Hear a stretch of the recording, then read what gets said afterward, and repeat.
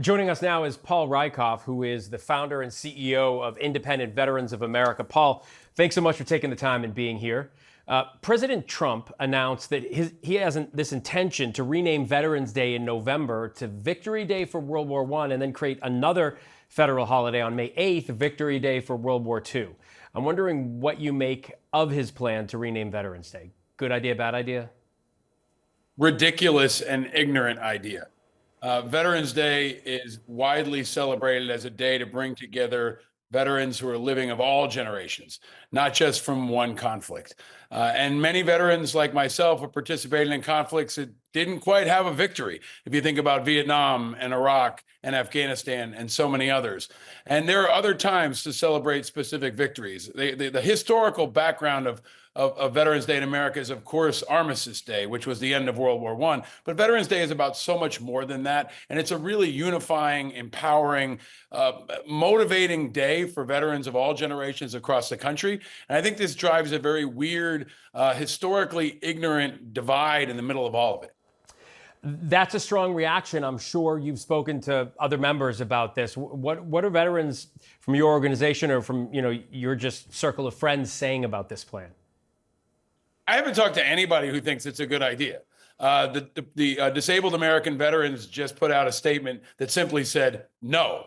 I think it just underscores the overwhelmingly negative reaction to this idea.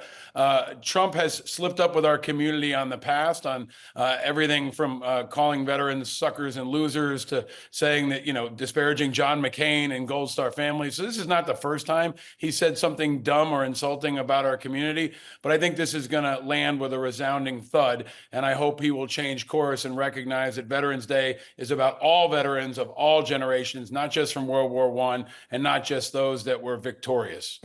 And so, Paul, while I have you, I want to ask you about two other things.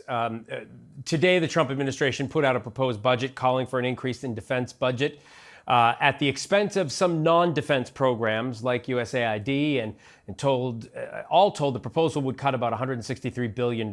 So I'm wondering, are you concerned that some of those cuts could come from the Veterans Affairs programs?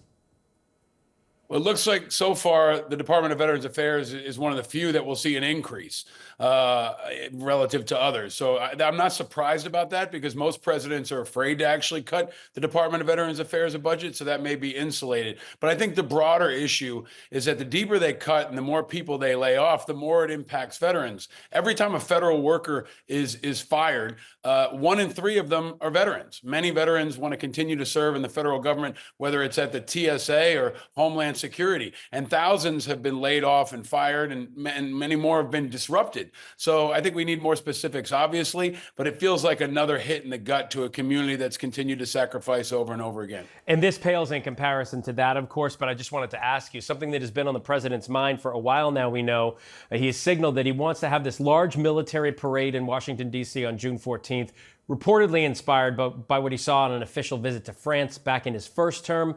Besides some of the logistical issues surrounding this plan that have been brought up, do you think this is a good idea?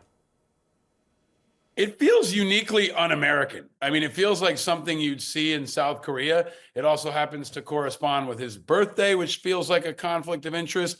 And it's not something we've ever really done in America. So we are more about getting the job done than to showing off for the world, and definitely don't want to do anything that appears to be celebrating an individual leader. And I think there's another real risk here. I mean, you might see more protesters than you do people who are actually marching in support of this parade. So it feels like another divisive issue involving our military that thrusts them in the middle of what is an increasingly divisive and toxic political atmosphere. Veterans in the military used to be off limits when it came to all this stuff, but every day we see a new example of how they're being pulled in more deeply. Yeah, well, whatever happens on all of these issues, Paul Rieckhoff, thanks for coming on. Thanks for the service. Thank all your members for the service, no matter what they call the day. You got it, Phil. Thanks for having me. All right.